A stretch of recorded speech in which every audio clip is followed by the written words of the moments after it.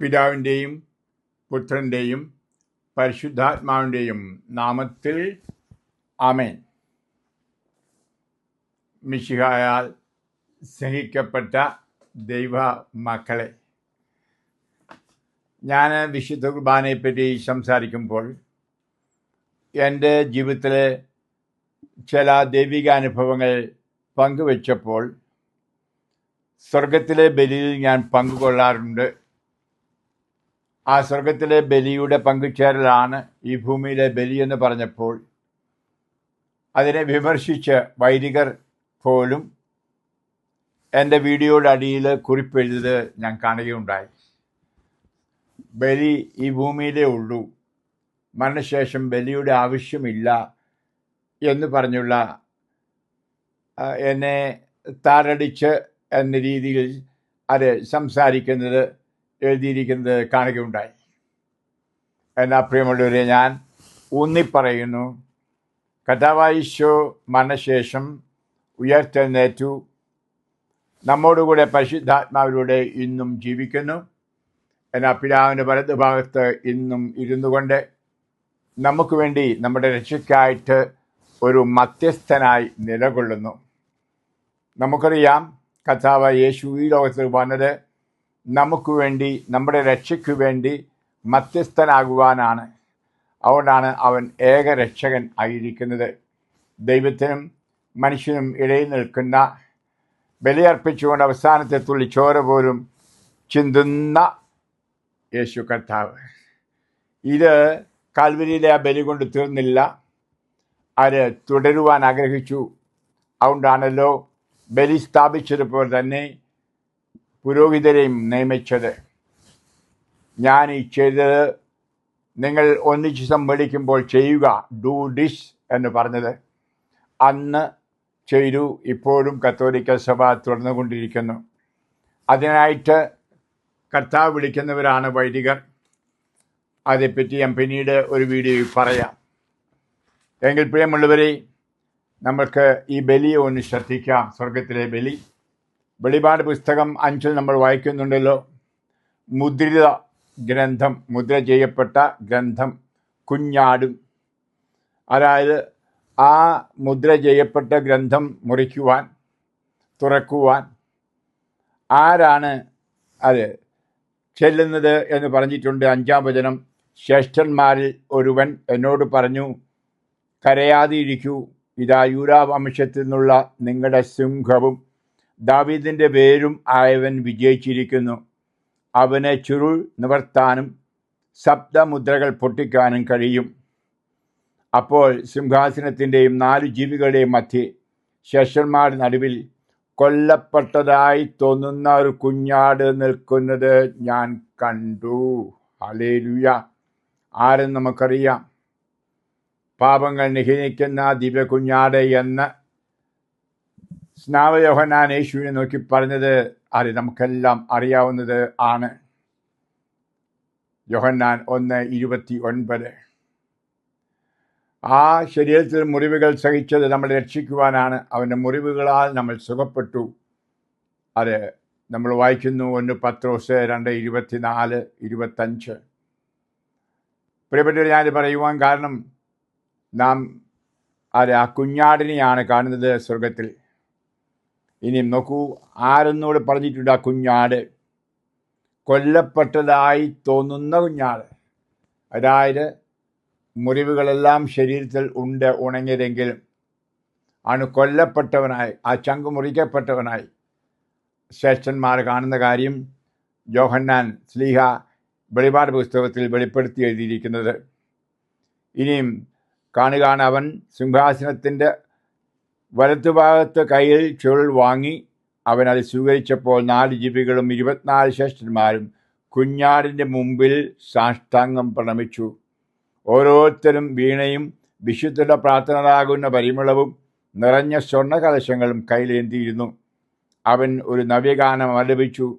പുസ്തക ചുരുൾ സ്വീകരിക്കാനും അതിൻ്റെ മുദ്രകൾ തുറക്കാനും നീ യോഗ്യനാണ്, കാരണം നീ വധിക്കപ്പെടുകയും നിന്റെ രക്തം കൊണ്ട് എല്ലാ ഗോത്രത്തിലും ഭാഷയിലും ജനതകളിലും രാജ്യങ്ങളിൽ നിന്നുള്ളവരെ ദൈവത്തിന് വേണ്ടി വിലയ്ക്ക് വാങ്ങുകയും ചെയ്തു.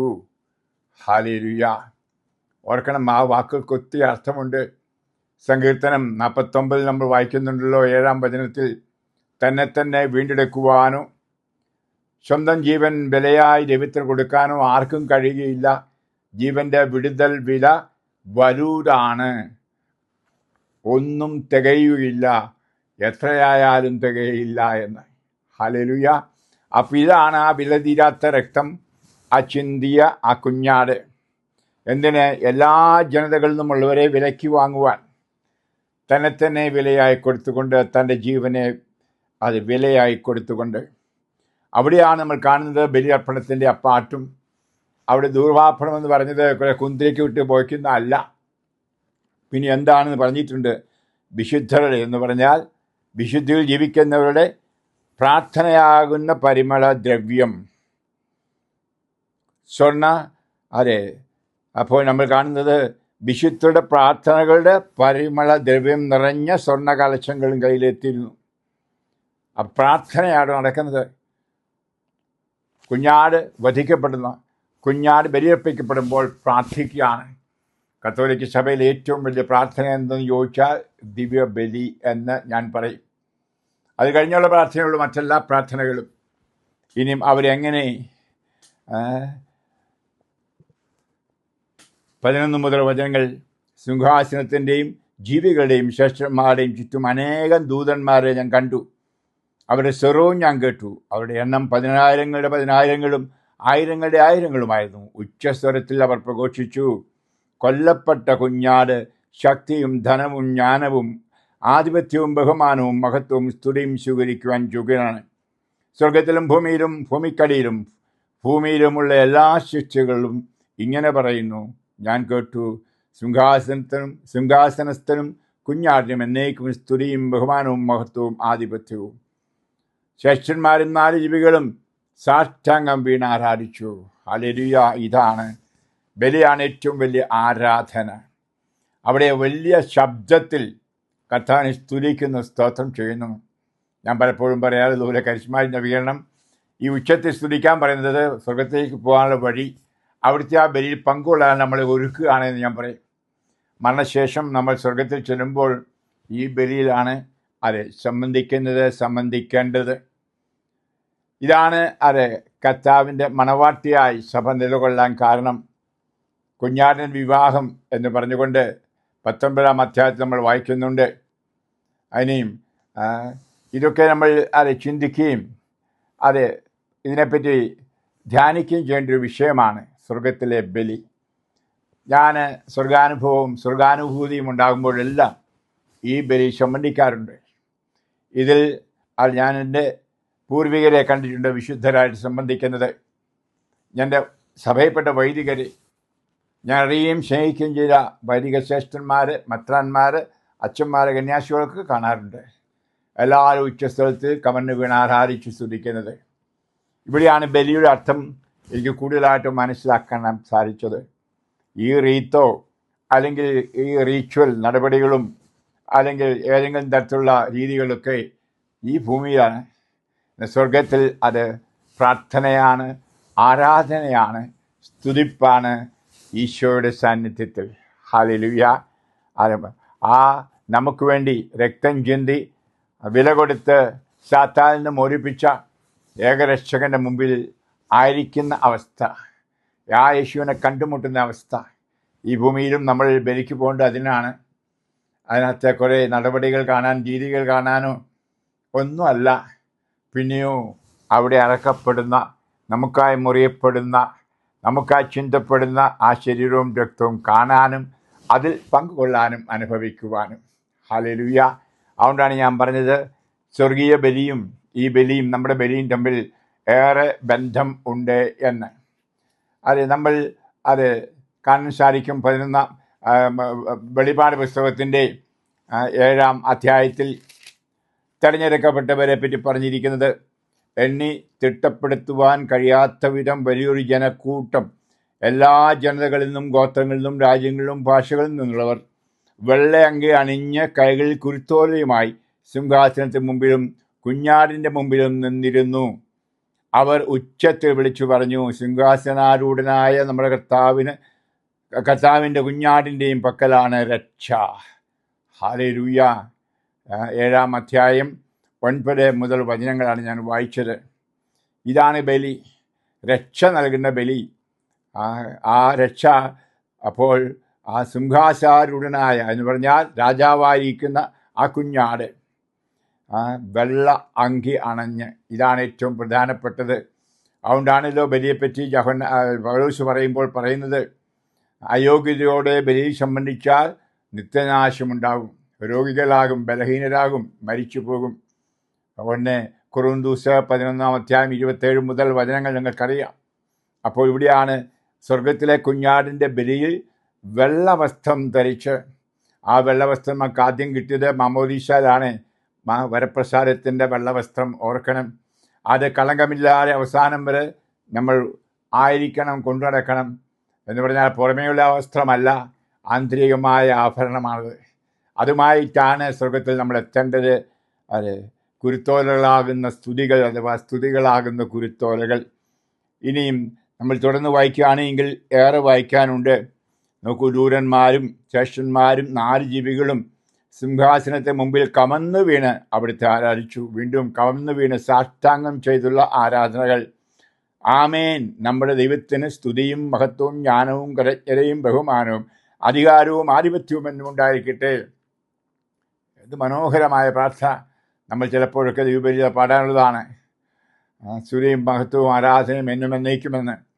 പ്രിയമുള്ളവരെ, അപ്പോൾ ശ്രേഷ്ഠന്മാരിൽ ഒരാൾ ചോദിച്ചു, ഈ വെള്ളവസ്ത്രം ധരിച്ച ഇവർ ആരാണ്? ഇവർ എവിടെ നിന്ന് വരുന്നു? അപ്പോൾ സ്വർഗത്തിലുള്ള മറ്റുള്ളവർ ചോദിച്ച് നേരത്തെ ചെന്ന മൂപ്പന്മാർ ചോദിക്കുകയാണ്, ഈ പുതുക്രിസ്ത്യാനികളൊക്കെ ആരെ ഈ വെള്ള വസ്ത്രം ധരിച്ചു വന്നിരിക്കുന്നത് എന്ന് ചോദിച്ചതിന് ഞാൻ മറുപടി പറഞ്ഞു, പ്രഭു അങ്ങേക്കറിയാമല്ലോ. യോഹന്നാനാണ് പറയുന്നത്. അപ്പോൾ അവൻ പറഞ്ഞു, ഇവരാണ് വലിയ ഞെരുക്കത്തിൽ നിന്ന് വന്നവർ, കുഞ്ഞാടിൻ്റെ രക്തത്തിൽ തങ്ങളുടെ വസ്ത്രങ്ങൾ കഴുകി വെളുപ്പിച്ചവർ. അതുകൊണ്ട് അവർ ദൈവത്തിൻ്റെ സിംഹാസനത്തിന് മുമ്പിൽ നിൽക്കുകയും അവിടുത്തെ ആലയത്തിൽ രാപകൽ അവിടുത്തെ ശുശ്രൂഷിക്കുകയും ചെയ്യുന്നു. സിംഹാസനസ്ഥൻ തൻ്റെ സാന്നിധ്യത്തിൻ്റെ കൂടാരത്തിൽ അവർക്ക് അഭയം നൽകും. ഇനി ഒരിക്കലും അവർക്ക് വിശക്കുകയോ ദാഹിക്കുകയോ ഇല്ല. വെയിലോ ചൂടോ അവരുടെ മേൽ പതിക്കില്ല. എന്നാൽ സിംഹാസന മധ്യത്തിലിരിക്കുന്ന കുഞ്ഞാട് അവരെ മേയ്ക്കുകയും ജീവജലത്തിൻ്റെ ഉറവകളിലേക്ക് നയിക്കുകയും ചെയ്യും. ദൈവം അവരുടെ കണ്ണുകളിൽ നിന്ന് കണ്ണുനീർ തുടച്ചു മാറ്റും. ഹല്ലേലൂയ. നിങ്ങൾക്കറിയാവുന്ന ഈ ഭാഗങ്ങളാണ്, എങ്കിലും ഞാൻ വായിക്കുകയാണ്. അത് സ്വർഗത്തിലെ ബലിയും നമ്മുടെ ബലിയും തമ്മിലുള്ള ആ ബന്ധം നമുക്ക് കാണാൻ സാധിക്കും. വളരെ മനോഹരമായിട്ടത് പറഞ്ഞിരിക്കുന്നത് എങ്ങനെ കഴുകി വെളുപ്പിച്ചു കുഞ്ഞാടിൻ്റെ രക്തത്തിൽ. നമ്മൾ വെളിപാട് പുസ്തകം തന്നെ 12-ാം അധ്യായത്തിൽ കാണുന്നുണ്ടല്ലോ പിശാചിൻ്റെ കളി. അവൻ അന്ധകാരത്തിൽ നമ്മൾ നയിക്കുവാനായി ഇന്ന് ഇപ്പോഴും ഭൂമിയിലുണ്ട്. ആ സ്വർഗത്തിൽ നിന്ന് വലിച്ച് എറിയപ്പെട്ട പിശാചും അവൻ്റെ സംഘവും കൂടെ ഇവിടെ ഉണ്ട്. അത് അവരുടെ പണി എന്താണെന്നും ആ അധ്യായത്തിൽ പറഞ്ഞിട്ടുണ്ട്. 17-ാം വചനത്തിൽ, വെളിപാട് 12:17. സർപ്പം സ്ത്രീയുടെ നേരെ കോപിച്ചു എന്ന് പറഞ്ഞാൽ മാതാവിനെയും ഉദരത്തിൽ വഹിക്കുന്ന യേശുവിനെയും എതിരായിട്ട് ദൈവകൽപ്പനകൾ കാക്കുന്നവരും യേശുവിന് സാക്ഷ്യം വഹിക്കുന്നവരുമായി അവളുടെ സന്താനങ്ങൾ ശേഷിച്ചിരിക്കുന്നവരുടെ യുദ്ധം ചെയ്യുവാൻ അത് പുറപ്പെട്ടു. ഇപ്പോഴും ആ യുദ്ധം തുടരുകയാണ്. മാതാവിൻ്റെ മക്കളായ കത്തോലിക്കരോട്, കഥാന വചനമനുസരിച്ച് പ്രമാണങ്ങളനുസരിച്ച് ജീവിക്കുന്നവരോട്, സാക്ഷികളായി ജീവിക്കുന്നവരോട്. അപ്പോൾ ഈ പിശാചിനെ അത് എപ്രകാരം ആണ് അതിജീവിക്കേണ്ടത് എന്നുകൂടി നമുക്ക് കാണാൻ സാധിക്കും. 11-ാം വചനത്തിൽ, അവരാകട്ടെ കുഞ്ഞാടിൻ്റെ രക്തം കൊണ്ട് സ്വന്തം സാക്ഷ്യത്തിൻ്റെ വചനം കൊണ്ടും അവൻ്റെ മേൽ വിജയം നേടി. ഇന്നും ഈ പിശാചുണ്ട് ഈ ഭൂമിയിൽ, ഓർത്തോണം, മറക്കരുത്. അവനെ അതിജീവിക്കേണ്ടത് 2 വലിയ കാര്യങ്ങൾ. കുഞ്ഞാടിൻ്റെ രക്തം, 7 കൂരാശകളും തിരിച്ചുവഴി നമുക്ക് ലഭിക്കേണ്ടത് യേശുവിൻ്റെ ആ രക്തത്തിലുള്ള പങ്കാളിത്തമാണ്. അപ്പോൾ നമ്മുടെ കൂരാശകൾക്കനുസൃതമായ ഒരു ജീവിതം, മാത്രമല്ല സാക്ഷ്യ ജീവിതം. വചനത്തിൽ നമ്മൾ മാതൃകകളായി യേശുവിൻ്റെ സ്നേഹത്തിന് സാക്ഷികളാകുക. പരിശുദ്ധാത്മാവിനെ നൽകിയിരിക്കുന്ന അതിനാണ് നമുക്കറിയാമല്ലോ. ആത്മാവിൽ ശക്തരായി ജെറൂസലമിലും സമറിയായാലും യൂരിയായാലും ലോകത്തിലെവിടെയായാലും സാക്ഷികളാകാനുള്ള ശക്തിയാണ്. അപ്പോസ്തല പ്രവർത്തനം 1:8 നിങ്ങൾക്ക് കാണാൻ കഴിയാം. അപ്പോൾ അങ്ങനെ ഈ ലോകത്തിൽ തന്നെ നമ്മളെ തന്നെ ഒരുക്കുകയാണ്.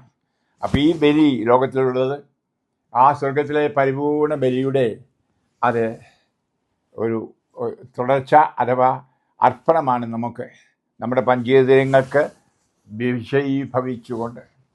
ഇവിടെ ഞാൻ പറയാറില്ലേ, നമുക്കൊരു ആധ്യാത്മിക മനുഷ്യൻ ഉണ്ട്. പൗലോസ് പഠിപ്പിക്കുന്നുണ്ട് 1 കൊറിന്തോസ് അധ്യായം 15:44, ഒരു ഭൗതിക ശരീരമുണ്ടെങ്കിൽ ആത്മീയ ശരീരമുണ്ട്. ഈ ഭൗതിക ശരീരത്തിൽ 5 പഞ്ചേന്ദ്രിയങ്ങൾ ഉണ്ട്. നമുക്കറിയാം, കാഴ്ച, കണ്ണ്, ചെവി, കേൾവി, നാക്ക് രുചിക്കുവാൻ, കൈകളോ അല്ലെങ്കിൽ ത്വക്ക് തൊടാനായിട്ട്, സ്പർശനം, മൂക്ക് നമുക്ക് മണക്കാൻ. അതെ, അങ്ങനെ ഈ പുറമേയുള്ള ഇതുകൊണ്ടാണ് ലോകത്തുള്ള കാര്യങ്ങൾ മനസ്സിലാക്കുന്നത്. എന്നാൽ ആന്തരിക മനുഷ്യന്, എൻ്റെ ആന്തരിക ശരീരത്തിനുമുണ്ട് 5 പഞ്ചേന്ദ്രിയങ്ങൾ, ആന്തരിക പഞ്ചേന്ദ്രിയങ്ങൾ. അത് തുറന്നാൽ മാത്രമേ നമുക്ക് ഈ സഭയിൽ നടക്കുന്ന ആരാധനകളുടെ അർത്ഥം മനസ്സിലാക്കാൻ കഴിയൂ, കുർബാനയുടെ അർത്ഥം മനസ്സിലാക്കാൻ കഴിയൂ. ഇത് അതെ, ആ ലോകത്തിൽ വരാനിരിക്കുന്ന, നമുക്ക് വേണ്ടി സജ്ജമാക്കപ്പെട്ടിരിക്കുന്ന ആ സ്വർഗത്തിലെ നിത്യതയിൽ ആ നിത്യബലിയിൽ പങ്കുകൊള്ളാനുള്ള ഒരുക്കമാണ്. അതിൻ്റെ തുടർച്ച തന്നെയാണ്. അതുതന്നെയാണ് നമുക്ക് കാണാവുന്ന രീതിയിൽ ഇവിടെ. നമുക്കറിയാം, 2000 കൊല്ലങ്ങൾക്ക് മുമ്പ് കുരിശിൽ മരിച്ച ഈശോയുടെ ആ ബലി തന്നെയാണ് അത് ദിവ്യബലി ഈ ഭൂമിയിൽ. 1 കൊറിന്തോസ് 11:26. അപ്പോൾ അത് നമുക്ക് സംരംഭ്യമാക്കിയിരിക്കുന്നു വൈദികരിലൂടെ. അപ്പോൾ ഈ എല്ലാ ബലികളും സ്വർഗത്തിലെ ഈ ഏക ബലിയിൽ സംബന്ധിക്കുവാനായിട്ട് നമ്മളെ പ്രാപ്തരാക്കുക മാത്രമല്ല, അനുഭവവേദ്യമാക്കുക, സംരംഭ്യമാകുന്നു. അപ്പോൾ എവിടെയായാലും, ഏത് ഭാഷയിലായാലും, ഏത് രീതിയിലായാലും ബലിയർപ്പിക്കുമ്പോൾ അതിൻ്റെ പ്രധാനപ്പെട്ട കേന്ദ്രബിന്ദു ഈശോയോട് ചേർന്ന് ആരാധിച്ച് അത് സ്തുതിച്ച് ആ കർത്താവിനോട് ഐക്യപ്പെട്ടുകൊണ്ടുള്ള ബലിയർപ്പണം ആണ്. അത് നിശ്ചയമായിട്ടും സ്വർഗത്തിൽ തുടരും. നമുക്ക് ഇവിടെ നിന്ന് കണ്ണടച്ച് മരിക്കും നമ്മൾ പറയും, മരിക്കില്ല, ഈശോയോടുകൂടി എന്നും ആയിരിക്കും എന്നാണ് പറഞ്ഞിരിക്കുന്നത്. അപ്പോൾ അവിടെ ആ ബലിയിൽ നേരിട്ട് മുഖാമുഖം കണ്ടുകൊണ്ട് സംബന്ധിക്കും. അപ്പോൾ അതിനുവേണ്ടിയാണ് നമ്മുടെ വസ്ത്രങ്ങൾ എപ്പോഴും വെളുത്തിരിക്കണം, സ്തുതിയും പുകഴ്ചയും ആരാധനയും കൊടുക്കുന്നവരായിരിക്കണം അവിടെ. അപ്പോൾ ഈ പുറമേയുള്ള ഈ ലിറ്റർജിയുടെ പേരിൽ അല്ലെങ്കിൽ ചില നടപടികളുടെ പേരിൽ, രീതികളുടെ പേരിൽ ഒക്കെ വഴക്കുണ്ടാക്കുകയും കലയിക്കുകയല്ല ചെയ്യേണ്ടത്. ഇത് മുന്നിൽ കണ്ടുകൊണ്ട്, കാരണം പൗലോസ് പറഞ്ഞ വാക്ക് ഓർക്കണമേ, നമ്മുടെ പൗരത്വം സ്വർഗത്തിലാണ്. ഫിലിപ്പിയർ അധ്യായം 3:20 മറക്കരുത്. അപ്പോൾ അവിടേക്കാണ് പോകേണ്ടത്. ലക്ഷ്യം അതാണ്. അവിടെ ഒരു ബലിയുണ്ട്. ബലിയാണ് നമുക്കെപ്പോഴും രക്ഷ നൽകിക്കൊണ്ടിരിക്കുന്നത്. ഈ രക്ഷ ഈശോയുടെ ബലിയാണ്.